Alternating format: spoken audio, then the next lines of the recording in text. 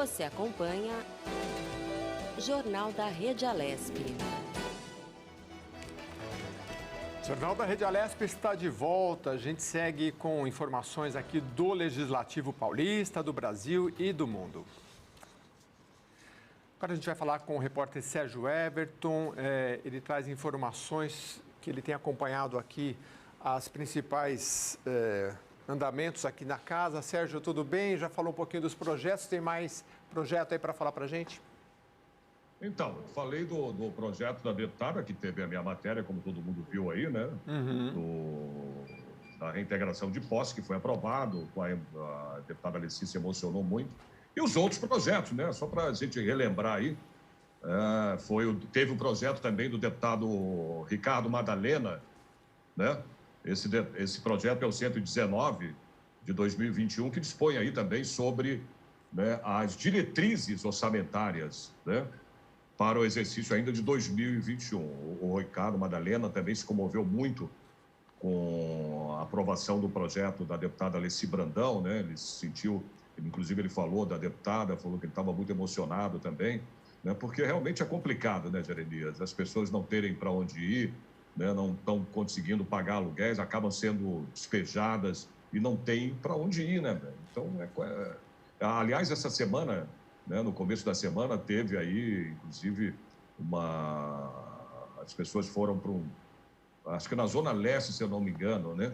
Que eles invadiram, exatamente, uma área, né, que a polícia, inclusive, chegou, mas conseguiram um acordo, né, para deixar essas pessoas por enquanto, mas, infelizmente, né, tem essa questão toda aí da reintegração de posse, que agora, né, daqui, quando for, ainda precisa, como eu disse, né, ser sancionado pelo governador, vetado, né, depende agora aí do governo para esse projeto virar lei, né? Ainda demora um pouco, não sei como é que vai ficar essa situação, por exemplo, desse pessoal que acabou invadindo, né, essa área lá na Zona Leste. Mas, enfim, né, o importante é que o projeto foi aprovado na Casa, na Assembleia Legislativa, né, e agora vai para a sanção do governador.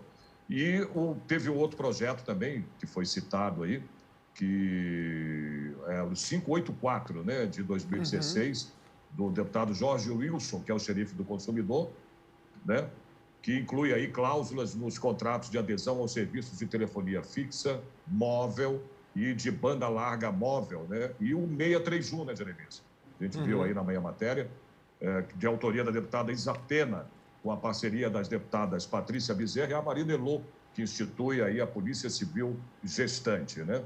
Então, é a gente aguardar, né? Tem alguns projetos, como eu falei há pouco, ainda vão passar pela Comissão de Constituição, Justiça e Redação para aprovação aí, ou não da redação final desses projetos. Aí sim, os projetos vão à sanção, né, do governador, ou veto total, né, ou parcial. A gente fica aí na expectativa, né, Jeremias, agora, né, desses projetos aí, não só o da deputada Alice Brandão, né, como também os outros 3 projetos dos deputados, dos nossos parlamentares da Casa, virarem lei, né? Essa é a expectativa. Vamos aguardar, né, por enquanto, né, tem aí um prazo, né, para que esses projetos sejam sancionados, vetados, né, total ou parcial, esperar aí ver o que vai ser feito pelo nosso governador aí, o governador João Dória, né, para aprovação ou não desses projetos. A gente fica no aguardo, né, torcendo para que dê tudo certo, né? Os deputados têm aí encaminhado os projetos de lei, não só também de deputados, né? Temos aí vários projetos de autoria do governo, né, que são discutidos. Eu vi que você acompanhou recentemente. No plenário, que ainda continua virtual. Oi. Recentemente eu vi que você acompanhou da criação das regionais, né, de saneamento, né? Muitos projetos importantes. Saneamento e abastecimento, né? Exatamente. O estado de São Paulo vai ganhar, né, divisões, aí, novas divisões regionais, né, Jeremias? Saneamento básico, né, com esse projeto aprovado, né, pela proposta do Executivo, vão ser aí 4 unidades, né, regionais de serviços de abastecimento de água potável e esgotamento sanitário, viu, Jeremias? Quer dizer, vou citar aqui, na região sudeste, que engloba os 370 municípios que têm contrato aí com a Sabesp, tá? O centro também, com 98 municípios, o leste com 35 municípios e o norte com 142 municípios, né? Então, isso é benéfico, né? Esse projeto que foi aprovado de saneamento básico aí para o estado de São Paulo. Vamos ver essas divisões agora aí, como é que vão ser, né? A gente vai falar com o secretário de Meio Ambiente aqui no jornal, justamente você já adiantando isso para a gente. Obrigado, viu, Sérgio? Tá bom, tá bom. Boa entrevista, bom jornal. Obrigado, Sérgio Everton, participando novamente aqui com a gente, trazendo as principais notícias aqui do Parlamento. E olha só, notícia importante, brasileiros nascidos em julho começam a receber hoje a segunda parcela do Auxílio Emergencial 2021. Estão liberados saques e transferências também para beneficiários nascidos em junho, que receberam a parcela em poupança social digital no dia 23 de maio. Os pagamentos da terceira parcela do benefício começam na semana que vem para quem faz parte do programa Bolsa Família. Os trabalhadores podem consultar a situação do benefício pelo aplicativo do Auxílio Emergencial. É o auxilio.caixa.gov.br. Ou também pelo site, é o consultaauxilio.cidadania.gov.br. E agora a gente vai falar sobre os direitos do paciente na saúde. Você tem plano de saúde ou não? Fique atento. Olha, o trabalho do médico é uma prestação de serviços como qualquer outra.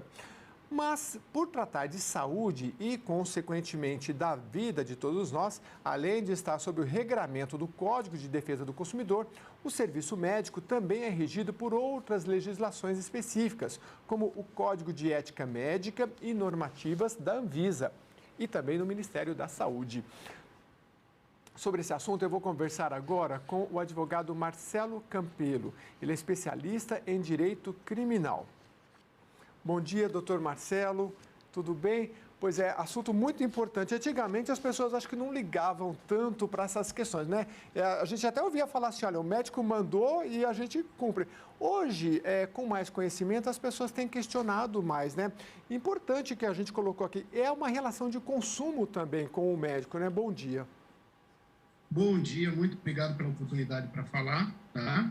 E sim, hoje em dia, até a modernidade do Google, das redes sociais, da troca de informações, sim, a todas as profissões, incluindo as profissões da saúde e dentro das profissões da saúde, a profissão médica, né, os médicos, estão, assim, submetidos a questionamentos, os pacientes sabem mais e, claro, ele presta serviço.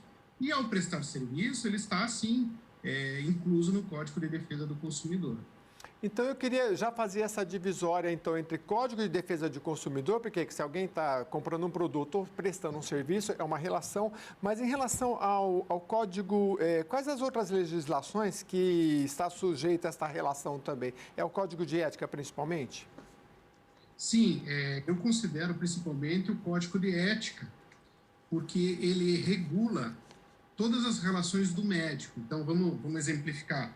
O médico com outro médico, o médico com outros profissionais da saúde, o médico com o paciente, o médico com os parentes ou os responsáveis legais do paciente, regula também questões de transplantes, junta médica. Então, esse, para mim, é um documento até mais importante do que o Código de Defesa do Consumidor.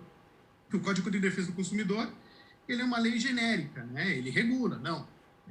O médico está submetido a uma prestação de serviço, mas a relação mesmo ali, propriamente dita, está no Código de Ética. Uhum.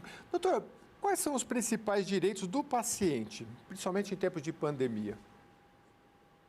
Então, assim, o principal direito do paciente é a informação. Então, o médico, ele tem que, dentro de um linguajar até não técnico, informar o paciente de todo o diagnóstico, de todos os tratamentos possíveis, dos custos, dos riscos inerentes a esse tratamento. Também o médico tem o dever de nunca abandonar um paciente.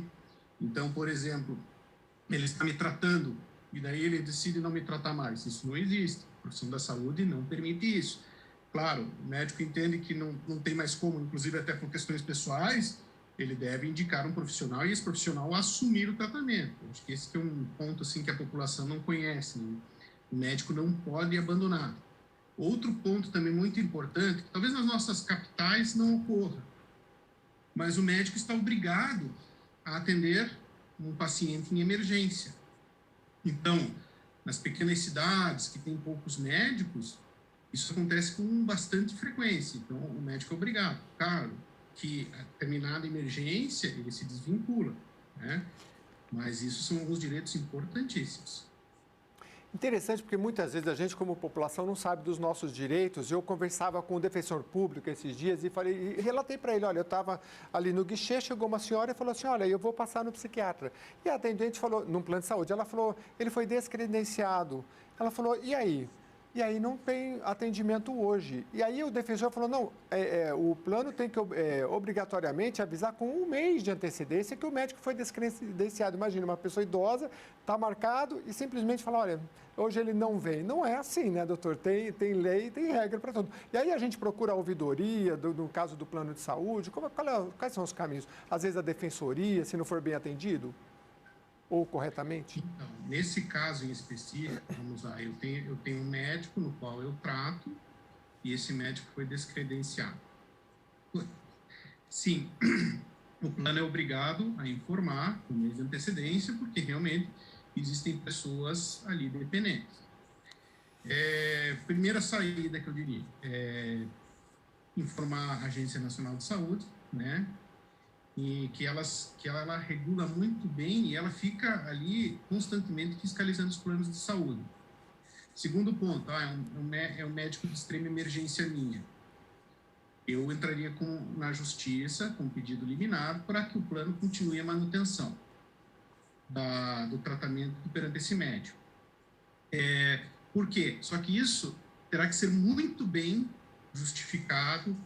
Por isso, daí entra em outro detalhe da relação médico-paciente, que são os documentos, para que seja mantida. E nessa relação também tem um outro problema, se o médico vai querer a manutenção do tratamento via plano ou particular. Daí entra uma outra relação que o plano pode ser obrigado a arcar. Então, esse tipo de relação sempre tem que estudar um pouquinho para ver a estratégia que você vai adotar. Mas sim, primeiro momento, a Agência Nacional de Saúde, que eles já vão perguntar para o plano por que não está sendo feito o atendimento.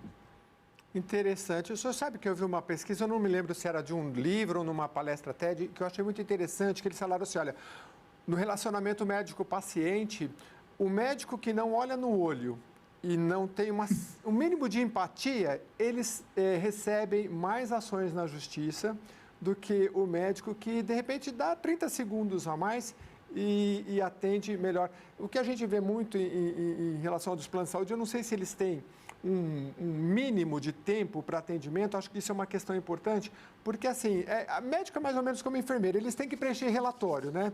Então, às vezes o paciente chega, ele já está preenchendo o relatório, e mais um, e não olha para o paciente. O paciente fica um pouco incomodado. Existe um tempo mínimo nessas consultas de plano, para que a pessoa possa, o senhor falou, direito à informação.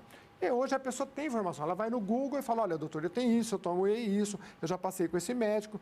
E aí o médico às vezes corta e fala assim, não, nesse caso você faz esse exame e volta.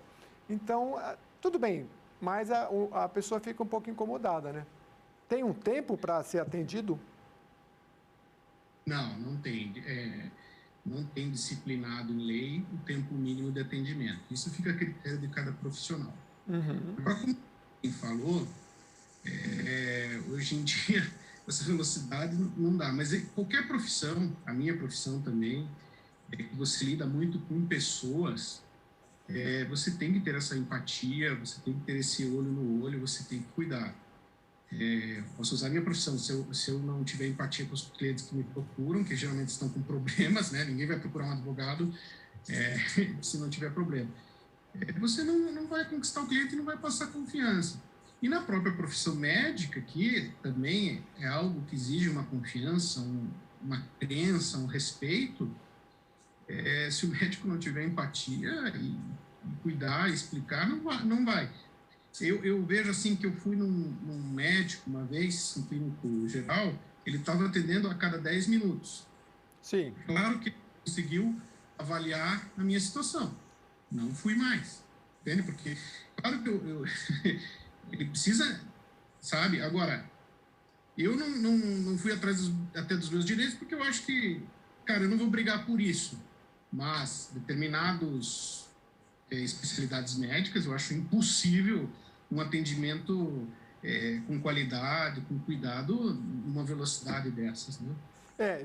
Fica extremamente difícil. Doutor, em relação à questão legal, o que é mais comum em relação a reclamações? Eu não sei se o senhor é do direito criminal, não sei se o senhor atua especificamente na área, mas existe alguma coisa mais recorrente de erros médicos, seja em cirurgias? O que é mais comum chegar ao âmbito da justiça, porque às vezes não acaba sendo resolvido por meios extrajudiciais?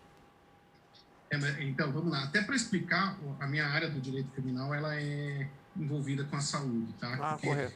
infelizmente, existem casos que os médicos acabam respondendo criminalmente, né? O que acontece mais, assim, no escritório? Erros médicos, tá? Exemplificar.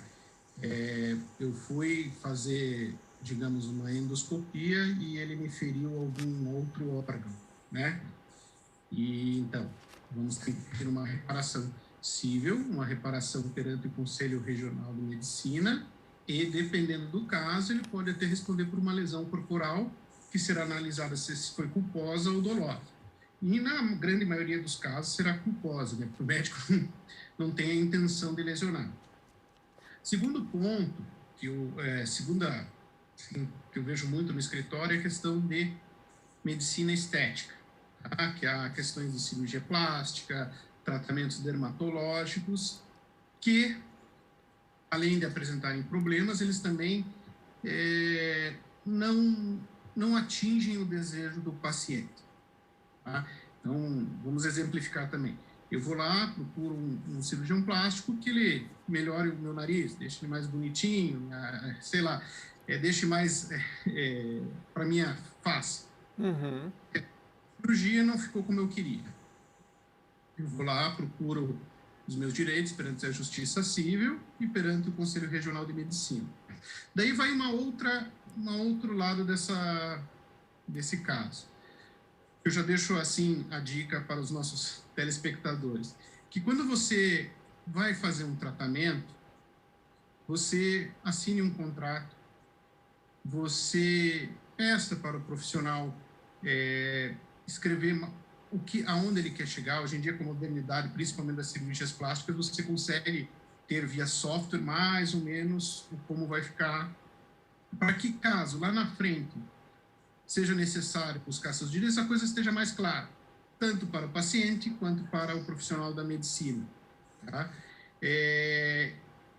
No caso de cirurgias plásticas também, caso haja uma lesão corporal, um problema, um erro mesmo que cause, também o médico pode ser levado para a justiça criminal. Tá? Entendi. Doutor, hoje a gente vai no hospital, às vezes vai passar num pronto-socorro, já te dão uns 2, 3 documentos que você tem que assinar. Olha, se o seu plano não atingir tal, você é responsável, você está ciente que se precisar ser internado, você vai ter que pagar não sei o que lá. E tem um monte de cláusula. Mas isso é quase um contrato daqueles como é que fala? De adesão, né? Porque a gente não pode fazer nada. A pessoa está doente e fala, eu preciso passar no médico, ele assina. Como é que, se isso chegar depois à justiça, o paciente ele tem algum tipo de respaldo ou não? O que ele assinou ali está assinado e acabou, não tem direito? Sim, o paciente tem total respaldo e ele deve procurar os direitos dele. Eu vou usar exemplos meus, tá? Infelizmente, eu peguei a tal da Covid. Quando eu estava fazendo o tratamento, eu tive que fazer vários exames de sangue. E um desses exames de sangue solicitava lá um exame diferente que o plano não cobria. Por óbvio, você naquela situação, você não vai discutir, né? Assinei, hoje eu estou entrando pedindo o ressarcimento. Porque urgência, principalmente, né? Isso vale a dica também para todos os telespectadores, quando você é atendido em emergência, não tem restrições. É um tratamento clínico, sim, mas você está lá no hospital com emergência, fazendo exame de sangue em razão da Covid, não poderia ter restrição. Isso aí é questão de emergência. O médico indica, o plano paga. Correto. Não tem sobre isso, né? Agora, sempre é importante guardar os documentos, informar, que nem no meu caso fiz na ANS, e na justiça, não tem discussão, é isso, tá? Claro que às vezes eles encostam a faca no pescoço, mas guarde os documentos e procure seus direitos. Exatamente. Doutor, eu gostaria muito de agradecer ao doutor Marcelo Campelo, advogado especialista em direito. Não está em São Paulo não, né, doutor? Está longe. Estou aqui em Curitiba, aqui no frio. No frio. Frio que vai chegar, está chegando. Vocês estão mandando o frio para cá. Muito obrigado, doutor, pela sua participação. Muito obrigado a vocês. E sempre que alguém precisar de alguma informação, estamos aqui para isso. Tá bom? Muito obrigado. Com certeza vai voltar aqui, porque esse é um tema recorrente. E olha só, a repórter Tayana Conrad traz os destaques do programa Tribuna Virtual. Você já tem acompanhado aqui com a gente. Ele foi realizado na tarde de ontem, aqui no estúdio da Rede Alesp. Vamos acompanhar. Antecipação da vacina para os funcionários da educação, atuação do mandato e volta às aulas para os alunos universitários foram destaques do Tribuna Virtual desta quarta-feira. O deputado Carlos Gianazzi, do PSOL, aproveitou o espaço para comemorar a antecipação da vacina para os funcionários da educação.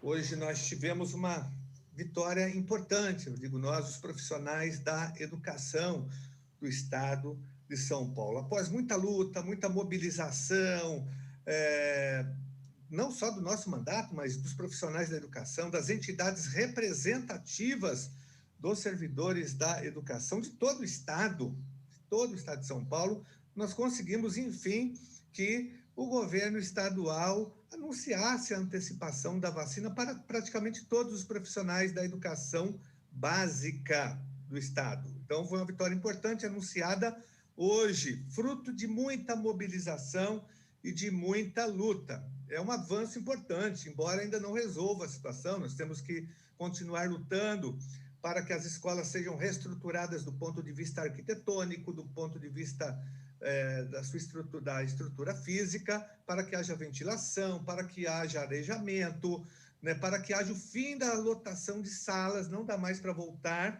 numa escola com 35, 40, 50 alunos. Então, o Estado tem que reorganizar a rede de tal forma que não haja mais lotação de salas. O deputado Adalberto Freitas, do PSL, apresentou para a população algumas visitas da sua atuação do mandato. No mesmo Dia Mundial do Meio Ambiente, participei com o prefeito da cidade de São Paulo, Ricardo Nunes, também acompanhado do meu assessor, e meu neto também foi no dia lá também trabalhar comigo, né? Da inauguração do Centro de Inovação Verde chamado Bruno Covas, em homenagem ao prefeito falecido, né? E também o Rubro Green Sampa, da Teia Green Sampa. Na ocasião, a esposa do prefeito Bruno Covas foi homenageada pelo trabalho, empenho e determinação destinado a São Paulo, que é uma marca registrada, foi uma marca registrada do querido eterno prefeito Bruno Covas.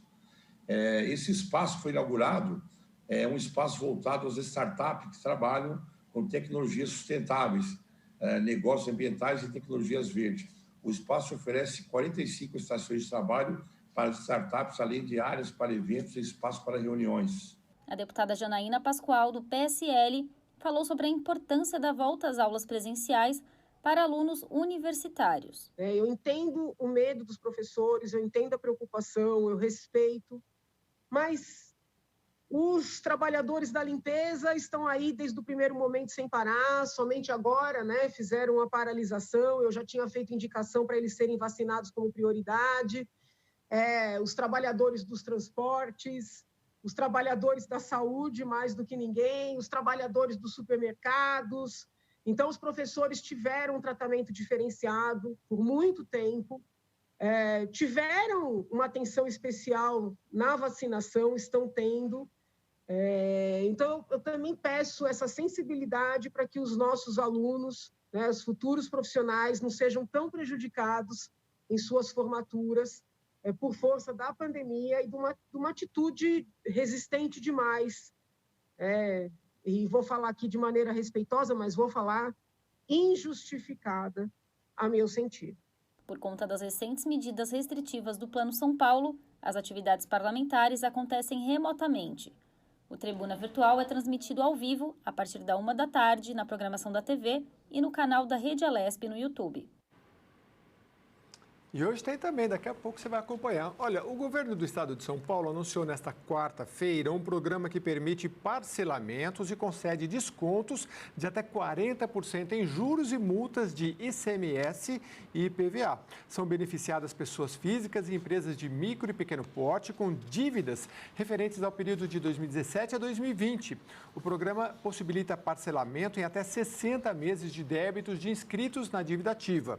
E o programa iniciou para ICMS em 1º de junho e para o IPVA vai ter início em 15 deste mês, 15 de junho. Pelos cálculos do governo, 27 mil contribuintes têm débitos de ICMS e quase 1,5 milhão de IPVA. Com a iniciativa, o governo estima que a arrecadação com os pagamentos dos tributos atrasados seja superior a 4 bilhões de reais.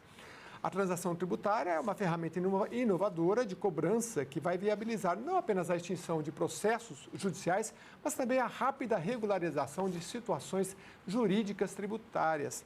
Se você tem dívida ativa com o governo, pode acessar o site www.dividaativa.pge.sp.gov.br/transação. Lá o contribuinte vai ter todas as informações e o detalhamento da dívida. Agora a gente vai falar sobre mais um seminário do ILP, é o Instituto do Legislativo Paulista. Ele se chama Desafios Constitucionais da Federação Brasileira no Contexto de Pandemia. Sobre esse assunto, nós vamos conversar com Silvio Serrano. Silvio é advogado e é organizador do seminário. O Silvio já está aqui com a gente. Mais um seminário importante, né, Silvio? Um bom dia para você. Bom dia, Jeremias. Bom dia a todos da TV Alesp. Muito bom dia. Mais um seminário sobre um tema de extrema importância, né? Em especial nesse atual contexto de pandemia em que nós estamos, enfim, vivendo. O que é esse seminário? Para quem que é aberto? Explica para a gente. Esse seminário é aberto, enfim, para toda a sociedade, né? Onde ali nós vamos discutir essa questão das competências federativas, né? Na estrutura do Estado brasileiro e, em especial, para o enfrentamento da pandemia. Quais são as funções da União, as funções que cabem aos estados, que cabem ao Distrito Federal e aos municípios, né? Nesse momento que a sociedade brasileira está enfrentando. Silvio, quando a gente fala de competência, né, quem não é do ramo jurídico fala, você não tem competência para isso, né? Mas a competência, juridicamente, o que a gente pode dizer? Por exemplo, a gente está aqui na Assembleia Legislativa de São Paulo, né? Os deputados, ao fazerem a lei, eles têm uma determinada competência que não pode, às vezes é concorrente ou não. Explica um pouquinho para o leigo, para entender. O Constituinte, né, ao fazer a Constituição, ele determinou que certas matérias poderiam ser de um ente, os entes poderiam colaborar entre si, entre outras, em relação a outras matérias. A competência, no fundo, são atribuições de poderes que são dados aos entes federativos, né, e aos respectivos poderes da República, conforme eles se organizam nos entes federativos. Enfim, a ideia de competência, ela traz justamente essa noção. E no contexto de pandemia, é importante ressaltar que todos os entes federativos possuem atribuições e devem, de uma forma coordenada, de uma forma de com apoio mútuo entre si, para superar tamanho desafio. Ô Silvio, como é que surgiu a ideia desse seminário? Vocês sempre falam coisas que têm as demandas, né? E agora na pandemia, com certeza, é um tema recorrente. E tem entidade apoiando? Como é que foi a construção desse seminário? Então, a construção desse seminário, nós conseguimos, né, dois conferencistas, dois grandes especialistas na área, que é o professor Marcelo Labanca Correia de Araújo, que ele é mestre e doutor, né, pela Universidade Federal de Pernambuco, e ele também é professor do programa de pós-graduação, mestrado e doutorado na Universidade Católica de Pernambuco, juntamente com o professor Luiz Guilherme Acaro Conte, que ele é professor de Teoria do Estado e Direito Constitucional da PUC São Paulo e também da Faculdade de Direito de São Bernardo do Campo. Enfim, nesses debates, nessas discussões e nas publicações recentes desses dois grandes juristas, né, onde justamente essas questões são debatidas, né?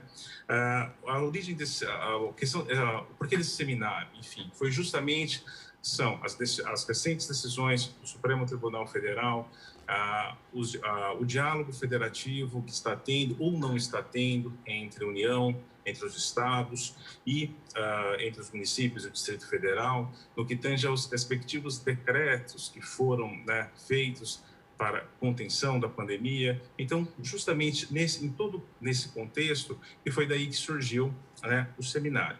Esse seminário ele tem um apoio institucional do Tribunal de Contas do município de São Paulo e também tem um apoio institucional da Escola Superior do Tribunal de Contas do município de São Paulo, né? E registrar aí a nossa gratidão imensa ao Instituto do Legislativo Paulista por ter albergado, né, essa ideia e assim poder fazer esse debate com a sociedade brasileira sobre essas questões. Qual é o público-alvo aí desse seminário? O público-alvo, na verdade, são todos, né, interessados. E também, como também profissionais da área do direito, né, assessores parlamentares, advogados, enfim, mas eu acho que, acima de tudo, a sociedade. Porque é muito importante nós termos a consciência que a questão da federação, como todos os demais temas constitucionais, não pode ser um tema restrito à comunidade jurídica, restrito a pessoas com formação em direito. Não, são temas de interesse de toda a sociedade. E quanto mais a sociedade compreender, entender a nossa Constituição, é um fortalecimento de nossa democracia, da cidadania e uma maneira de nós construirmos melhor a Federação Brasileira, que é algo que eu digo que está sempre em construção, enfim. Ô Silvio, vocês e do Instituto, que está sempre no Instituto do Legislativo Paulista, é um colaborador permanente. Eu me lembro que eu fiz uma entrevista sobre a gestão pública na época da eleição e teve muitos acessos, ou seja, muito para vereadores também, mas assim, quem apoiava gabinetes nessa transição ficou muito interessado. Eu acho que esse é um tema que, para quem assessora também politicamente um prefeito, um legislador, é bom participar. Vai ser online? Como é que vai ser? Enfim, as inscrições são gratuitas, né? Para fazer as inscrições, basta acessar o site do Instituto do Legislativo Paulista, procurar lá seminário, desafios constitucionais da Federação Brasileira no contexto de pandemia, e depois é totalmente online, até justamente pelo contexto da pandemia, enfim, por uma questão de segurança e tudo mais, poderá ser, enfim, se acompanha isso pelo canal do YouTube, né, do Instituto do Legislativo Paulista. Aí os inscritos, ao final, né, recebe um link onde ele vai preencher e ali vai ser aferida a presença, assim, receberá o certificado. É importante, né? Já tem bastante gente inscrita aí. É bom que online, eu não sei se tem um limite, né? O bom do online é isso, né? Você pode, acho que abre mais um leque maior. Quando o presencial aqui na Assembleia Legislativa, porque o Instituto fica aqui também, né? Tinha limitação. Agora é bom, né? Porque esses seus convidados podem falar para mais pessoas. Exatamente, é uma coisa muito interessante isso daí, porque nós estamos conseguindo trazer pessoas do Brasil todo, inclusive até pessoas de fora do país. Nós tivemos até um caso muito interessante de uma aluna, que ela era da Espanha, ela fazia na Universidade de Salamanca, ela estudava o português, né, de matriz brasileira, enfim, português falado no Brasil, ela se interessou por um curso que foi ministrado no ELP, e tanto é que se vocês entrarem no site do ELP, ela fala, se você for estrangeiro, aí a pessoa não teria o CPF, manda um e-mail para o ELP e o ELP acaba fazendo a concretização dessa inscrição. Graças ao online, apesar dos desafios, apesar, enfim, de todo esse contexto, possibilitou até, inclusive, nós termos alunos, né, e alunas, ou seja, na verdade, participantes, né, o que enriquece muito o debate, até de fora do país. E ela, nunca vou me esquecer disso, era uma aluna da Espanha, tinha a questão do fuso horário, mesmo assim de uma forma muito, que é a Maria José, e uma forma muito disciplinada, ela nos assistia, enfim, até de madrugada lá. Então, isso também é uma coisa muito, eu acho que recompensadora aí pelo trabalho do ELP, né, o ELP que presta esse serviço, acho que excelente, à sociedade brasileira e ter também essa sensibilidade para mais pessoas participar. E nós acompanhamos pelo chat. É importante dizer também que todas as pessoas, no final, nós fazemos um debate E as pessoas pelo chat podem mandar perguntas, né, para nós fazermos debate, e nós percebemos que há pessoas, enfim, do Brasil todo. O que é muito importante, ainda mais quando se discute federação, justamente por sermos um país, né, continental, por termos várias particularidades e peculiaridades, isso também é um imenso aprendizado para nós. Eu acho que o próprio evento, né, tendo um palestrante de São Paulo e outro de Pernambuco, já mostra também essa preocupação que temos, né, de perceber as inteligências que existem no Brasil, termos essa sensibilidade e, assim, aprendermos melhor e termos uma consciência maior do que é ser brasileiro e compreender a federação. Muito bem, e quando se fala em competência, acho que para muitos profissionais daqui da própria Assembleia Legislativa, com certeza vão estar muito interessados. Ô Silvio, você é um colaborador permanente do Instituto do Legislativo Paulista. Fala para a gente um pouquinho de participações suas já passadas ou que ainda estão por vir aí nesse semestre, neste ano. Como é que você tem ajudado lá no Instituto? Bom, nós fizemos também, isso é muito importante se relatar até eventos passados, porque isso fica registrado no canal do YouTube. Nós tivemos, né, um evento sobre a questão da formação do Brasil, que é um ciclo, que ele está lá no canal ano passado. Nós tivemos também um muito interessante, que foi Eleições e Clássicos da Filosofia Política, que também está registrado lá.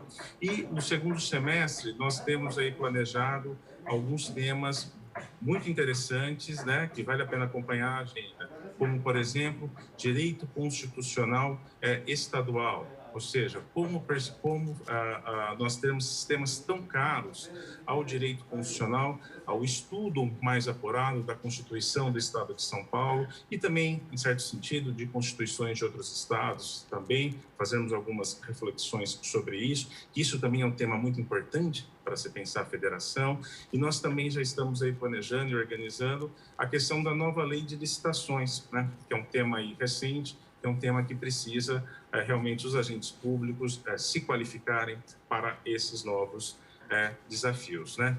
E agradecer imensamente também a Ani do ILP, né, a Paula e a todos ali do ILP que sempre com muita generosidade, sempre com muita competência e profissionalismo, né, pode viabilizar esses eventos aí para contribuir com a sociedade. Uma coisa muito importante também sempre lembrar que as inscrições são sempre gratuitas, né, para justamente, enfim, servir melhor a sociedade aí e a todos os interessados. Muito legal. Ô Silvio, a gente ainda tem um tempinho, eu queria te perguntar o seguinte, você tem uma experiência internacional, né? Você falou da questão das competências, que é o objeto aqui inicial da nossa conversa, que ainda está aberto lá no ILP, é só clicar em ILP, mas essa questão das competências de um país para outro varia, né? Porque, por exemplo, nos Estados Unidos, cada estado tem meio que tanto que a gente sabe, depende do estado que isso acontece. No Brasil é mais unificado, né? Temos a federação, como você colocou, que vai ser o debate. Mas é importante entender as competências, porque às vezes no nível federal estabelece uma legislação. Nós tivemos, por exemplo, agora, nesta semana, que foi aprovada a questão da regionalização da questão da água, do esgoto. Isso vinha de uma legislação federal que determinava um prazo para o Estado também. O Plano Estadual de Educação, a mesma coisa, começa em Brasília, depois vem para cá. Conhecer essas competências é fundamental, né? Exatamente. Além há raízes históricas para isso, né?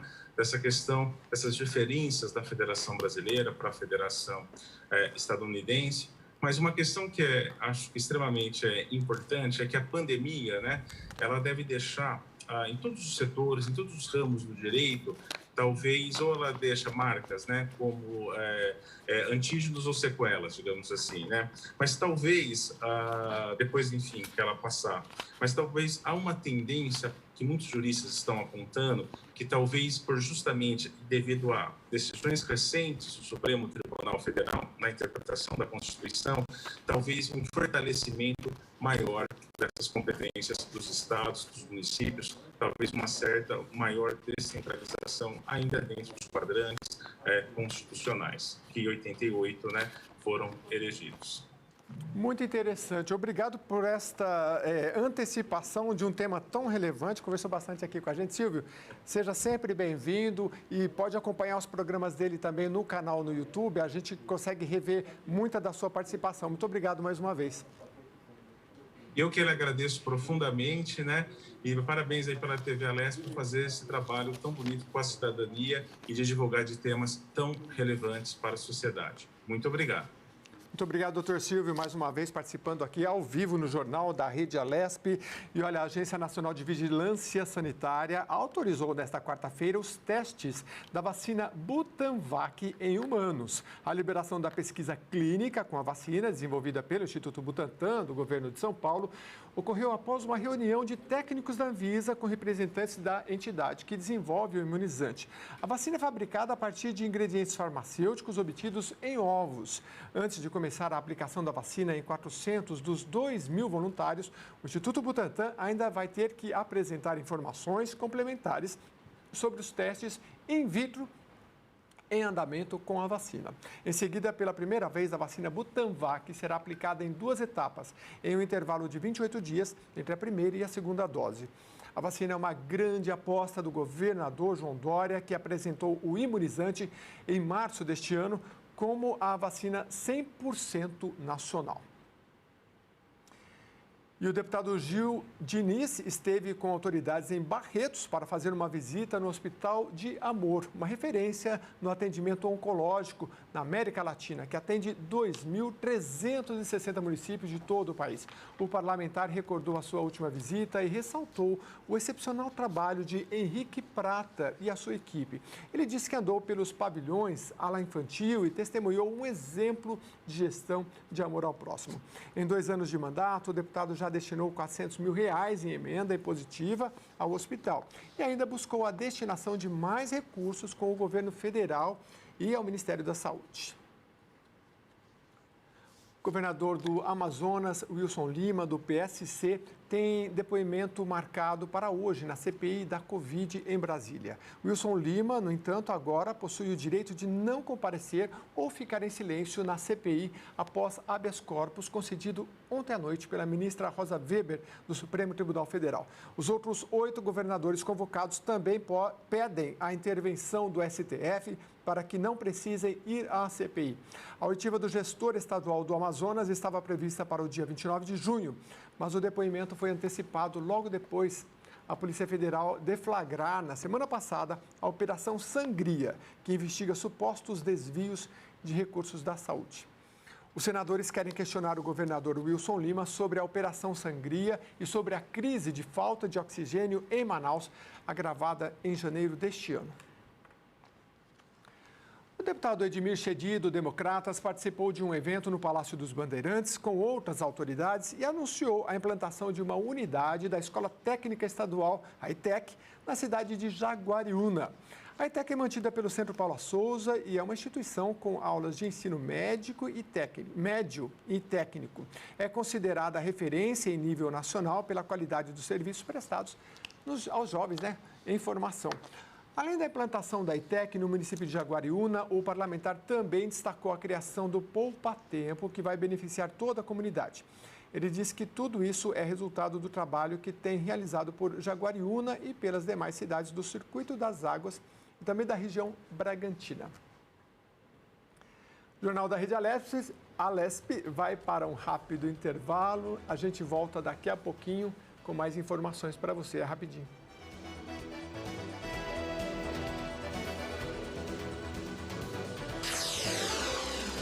Você acompanha